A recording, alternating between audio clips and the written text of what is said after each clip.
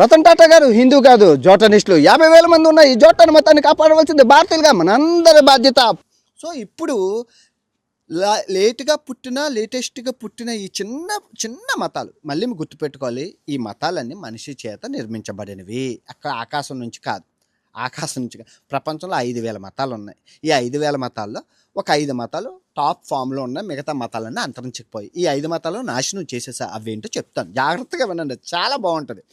ఇప్పుడు క్రైస్తవ మతం నాశనం చేసిన మతాల గురించి నాగరికతలు మళ్ళీ గుర్తుపెట్టుకోవాలి. నాగరికతలు వేరు, మతాలు వేరు. మీరు బాగా గుర్తుపడు. ఇప్పుడు ఈ క్రైస్తవ మతం ఇక్కడ పుట్టింది అన్నాం కదా, ఇజ్రాయెల్ దగ్గర ఈ బెత్లెహేము, ఈ జెరూసలేంలో పుట్టిన క్రైస్తవ మతం యూరప్ అంతా పాకింది.